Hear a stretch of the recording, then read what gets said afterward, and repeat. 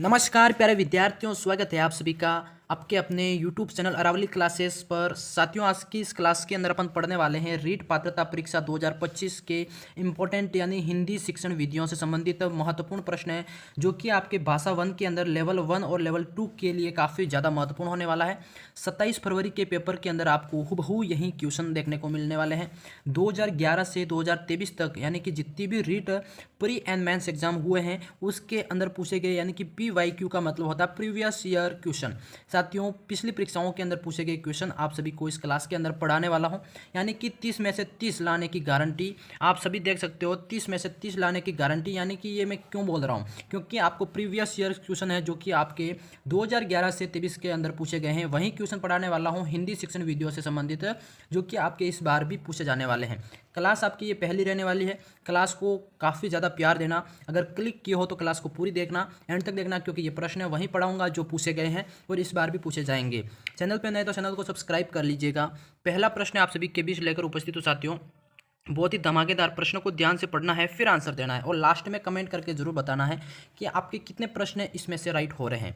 बिल्कुल, आपका पहला प्रश्न साथियों इसमें पूछा गया है कि निम्नलिखित में से किस विधि में विद्यार्थी अपने स्तर की जांच तत्काल कर लेते हैं। जल्दी से बताइए कि किस विधि के अंदर विद्यार्थी अपने स्तर की अपने उत्तर की जांच तत्काल कर देते हैं। ये प्रश्न आपसे पूछा गया है साथियों, तो वो आपका राइट हो जाता है साथियों।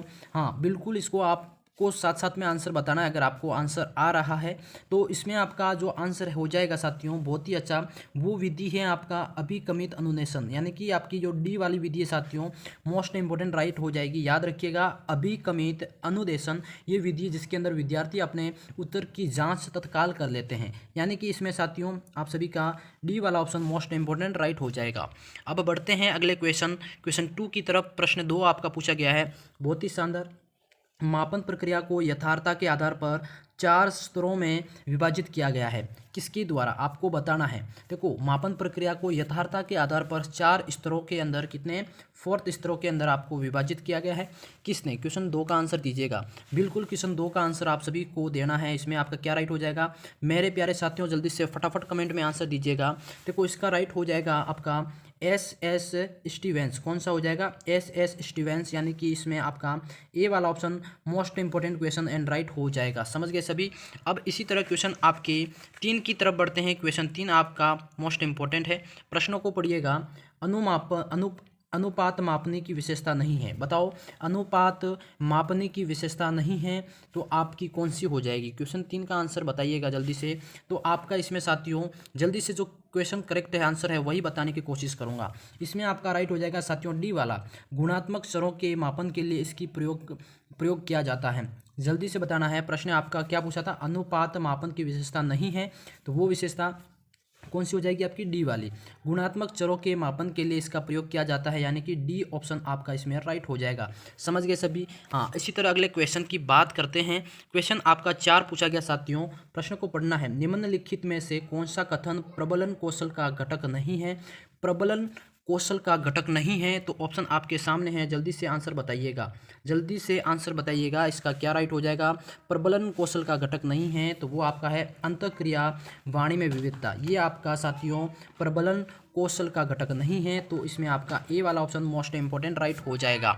इसी तरह क्वेश्चन आपका अगला पूछा गया साथियों, मोस्ट इंपोर्टेंट प्रश्न को ध्यान से पढ़िएगा। प्रश्न है आपका मोस्ट इंपोर्टेंट कि ग्लोब उदाहरण है। ग्लोब उदाहरण किसका है। ग्लोब देखा होगा अर्थ का, वो किसका उदाहरण हो जाएगा मेरे प्यारे साथियों। ऑप्शन आपके सामने है, डी ऑप्शन नीचे है, तो ऑप्शन में से आपको 4th ऑप्शन भी बता देते हैं, कोई नहीं, इसमें से आपको आंसर बताना है। बिल्कुल, इसमें आपका राइट हो जाएगा साथियों, ग्लोब उदाहरण है आपका अप्रक्षेपी सामग्री का। किसका हो जाएगा, अप्रक्षेपी सामग्री का आपका ग्लोब एग्जाम्पल हो जाएगा। मोस्ट इंपोर्टेंट क्वेश्चन आपकी शिक्षण विधियों के टॉपिक से संबंधित। साथियों, चैनल पे जो भी नए जुड़ रहे हैं चैनल को सब्सक्राइब करते रहना। अगला क्वेश्चन आपका 6 पूछा गया, मोस्ट इंपोर्टेंट प्रश्न को ध्यान से पढ़िएगा। प्रश्न है आपका शिक्षण आव्यूह है। बताओ, शिक्षण का मतलब शिक्षण आव्यूह है किसका। बताओ जल्दी से। क्वेश्चन 6 का आंसर क्या हो जाएगा।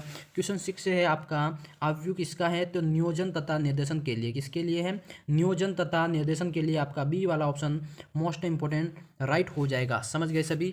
अब बढ़ते हैं क्वेश्चन 7 की तरफ। क्वेश्चन 7 आप सभी के सामने पूछा गया साथियों, बहुत ही शानदार। मूल्यांकन एवं निदान दोनों शिक्षण की किस अवस्था के दौरान प्रक्रिया है? बताओ जल्दी से क्या आंसर हो जाएगा इसमें, सभी को आंसर देना है। मोस्ट इंपॉर्टेंट क्वेश्चन, मूल्यांकन एवं निदान दोनों शिक्षण की किस अवस्था के दौरान की प्रक्रिया है? तो साथियों क्वेश्चन 7 का आंसर दीजिएगा, बिल्कुल आप सभी को आंसर देना है इसमें। ये क्रिया पश्चात की आपकी अवस्था है, कौन से अवस्था के दौरान की प्रक्रिया है? तो ये क्रिया पश्चात की प्रक्रिया है। तो साथियों इसमें आपका C option most important right हो जाएगा। जो क्वेश्चन आपके 2011 से 23 के अंदर पूछे गए हैं वही क्वेश्चन आप सभी को करवा रहे हैं। अगला क्वेश्चन आप सभी के बीच साथियों क्वेश्चन 8 पूछा गया है, बहुत ही ज़बरदस्त क्वेश्चन है। चिंतन स्तर शिक्षण का संबंध बताना है। बताओ चिंतन स्तर शिक्षण का संबंध है, तो वो संबंध किससे हो जाएगा? बिल्कुल प्यारे छात्रों, विश्लेषणात्मक। किससे हो जाएगा? विश्लेषणात्मक, यानी कि इसमें आपका फोर्थ ऑप्शन डी ऑप्शन आपका राइट हो जाएगा। इसी तरह क्वेश्चन 9 की तरफ बढ़ते हैं। क्वेश्चन 9 आप सभी के सामने पूछा गया है कि मॉडल का प्रयोग किया जाता है। मॉडल जो कि आप प्रोजेक्ट बोल सकते हैं, उसका प्रयोग किसके लिए किया जाता है? बताओ मॉडल का प्रयोग किया जाता है मूल वस्तु उपलब्ध ना होने पर आपका मॉडल का प्रयोग किया जाता है। तो समझ गए सभी, इसमें सी वाला ऑप्शन साथियों आपका मोस्ट इंपोर्टेंट राइट हो जाएगा। 3 स्टार लगा दीजिए। अगला क्वेश्चन आपका 10th पूछा गया साथियों, ध्यान से पढ़िएगा कि विद्यालय में भूगोल की कक्षा में वनों के प्रकार का परिचय देने के लिए सर्वोत्तम विधि होगी। विद्यालय में भूगोल यानी कि ज्योग्राफी की कक्षा में वनों के प्रकार का परिचय देने के लिए सर्वोत्तम विधि कौन सी होगी? तो आपके सामने ऑप्शन है, उस विधि को बताना है। बताओ विभिन्न प्रकार के वनों पर आधारित डॉक्यूमेंट्री दिखाना, या फिर बी वाला वनों के प्रकार पर कार्य करने के लिए अधिकर्मकर्ताओं को छोटे समूहों में बांटना, या फिर डी सी आपका है विद्यालय के समीप वनों क्षेत्र में भ्रमण का आयोजन, या फिर क्षेत्र में पाए जाने वाले वनों पर पॉइंट प्रोजेक्शन करना। तो बताओ जल्दी से कौन सा राइट हो जाएगा इसमें?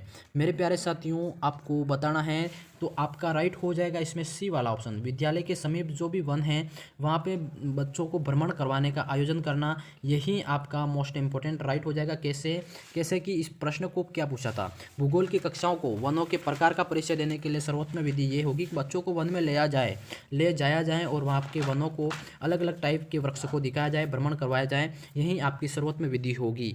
अब क्वेश्चन आपके अगले की तरफ बढ़ते हैं। क्वेश्चन आपका 11th यानी कि 11वां प्रश्न है कि प्रायोजना शब्द का प्रयोग शिक्षा के क्षेत्र में कब और कहाँ किया गया था? बताओ जल्दी से। मोस्ट इंपोर्टेंट क्वेश्चन है आपका कि जो प्रायोजना शब्द है इसका प्रयोग शिक्षा के क्षेत्र में कब और कहाँ किया गया था? तो साथियों क्वेश्चन 11 की बात करते हैं अपन।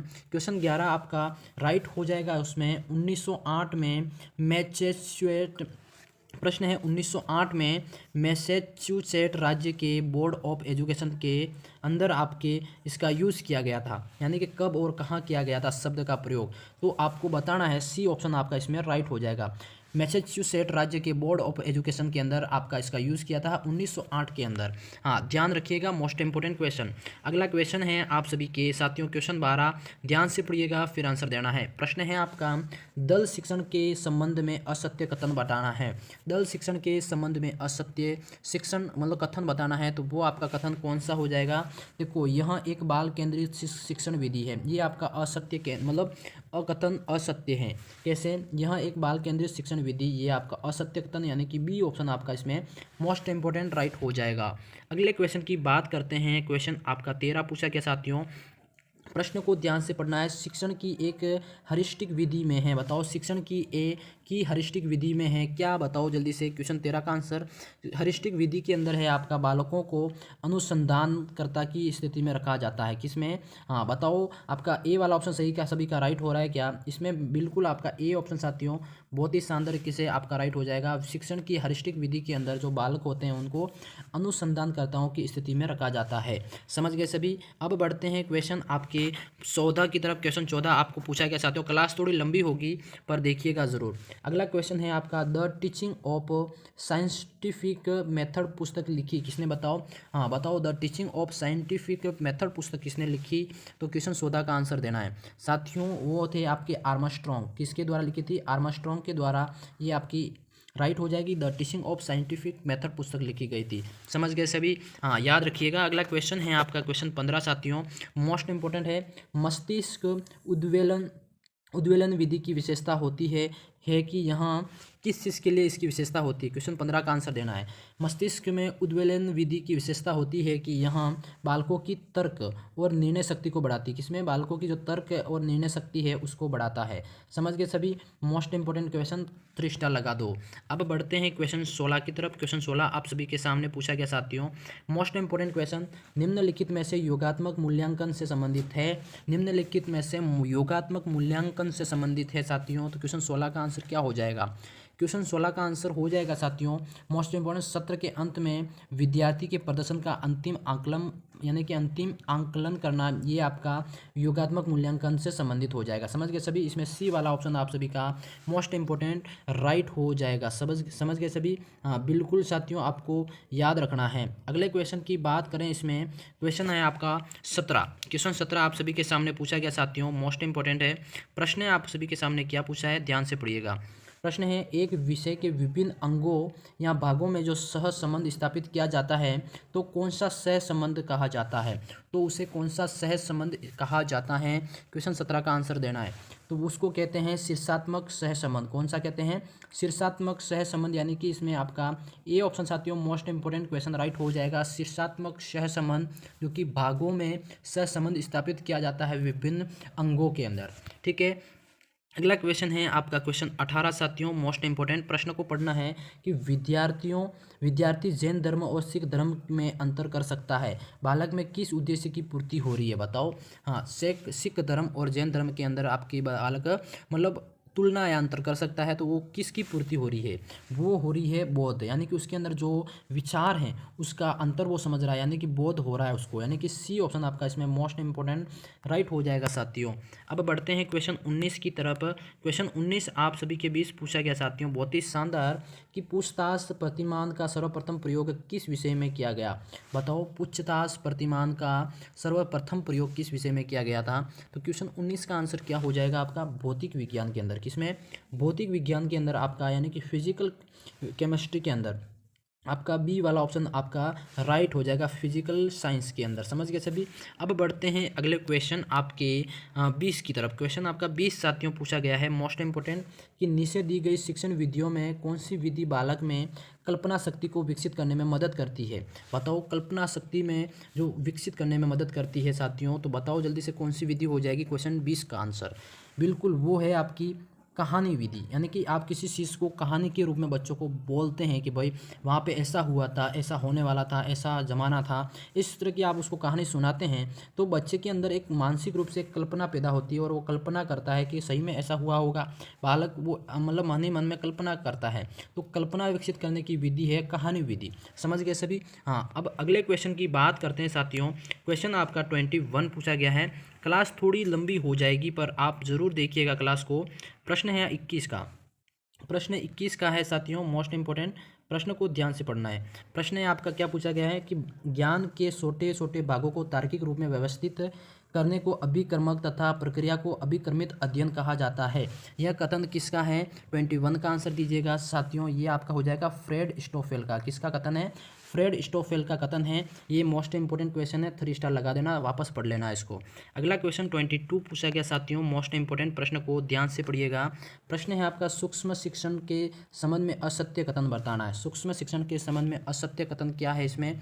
तो साथियों मोस्ट इंपोर्टेंट क्वेश्चन है आपका राइट हो जाएगा, विद्यार्थियों की अधिकाधिक उपस्थित, यानी कि सूक्ष्म शिक्षण में, यानी कि ये वाला आपका कथन असत्य है। समझ गए सभी? अब बढ़ते हैं क्वेश्चन आपके 23 की तरफ। क्वेश्चन 33 है, भारत में सामाजिक अध्ययन को एक अलग विषय के रूप में अध्ययन कराने की सर्वप्रथम सिफारिश किसने की? बताओ जल्दी से। मोस्ट इंपॉर्टेंट है कि मतलब सामाजिक अध्ययन पढ़ते हैं अपन, सोशल अध्ययन यानी स्टडीज़, तो उसको अलग से अध्ययन कराने की सर्वप्रथम सिफारिश किसने करी थी? मोस्ट इंपॉर्टेंट प्रश्न है आपके, ऑप्शन आपके सामने है साथियों, किसने करी थी? ऑप्शन आपके, पहला ऑप्शन है आपका कोठारी आयोग, बी आपका राधाकृष्णन आयोग, सी आपका मुदालियर आयोग या राष्ट्रीय शिक्षा नीति 1986। तो इसमें आपका ऑप्शन है वो आपका राइट हो जाएगा साथियों, बिल्कुल मुदालियर आयोग ने आपका सर्वप्रथम ये बोला था कि आपका जो सोशल जो स्टडीज़ है वो आपका एक अलग से अध्ययन होना चाहिए, यानी कि सी ऑप्शन आपका इसमें साथियों मोस्ट इंपोर्टेंट राइट हो जाएगा। अगला क्वेश्चन आपके बीच है क्वेश्चन 24 की सहज संबंध उपागम किसने दिया। सहज संबंध उपागम किसने दिया साथियों, तो बताओ जल्दी से। ये आपका उपागम देने वाले थे, ऑप्शन आपके सामने हैं। ये दिया था आपका हर्बर्ट ने, यानी कि इसमें आपका बी ऑप्शन आपका मोस्ट इंपोर्टेंट राइट हो जाएगा। अगले क्वेश्चन की बात करते हैं, क्वेश्चन 25 की ओवरहेड प्रोजेक्टर में प्रयुक्त किया जाता है। बताओ ओवरहेड प्रोजेक्टर के अंदर क्या प्रयुक्त किया जाता है, तो क्वेश्चन आप ऑप्शन आपके सामने है। ये हो जाएगा आपका इसमें ट्रांसपेरेंसी। क्या हो जाएगा, ट्रांसपेरेंसी आपका बी वाला ऑप्शन इसमें साथियों मोस्ट इंपोर्टेंट राइट हो जाएगा। ये आपका प्रयुक्त किया जाता है। समझ गए सभी साथियों। आज की क्लास के अंदर 25 क्वेश्चन आप सभी को पढ़ाए। क्लास कैसी लगी कमेंट सेक्शन में जरूर बताना। इसी तरह की क्लास और देखना चाहते हैं तो चैनल को सब्सक्राइब करिएगा। मैं मिलता हूँ नेक्स्ट क्लास में, तब तक के लिए जय हिंद जय भारत दोस्तों।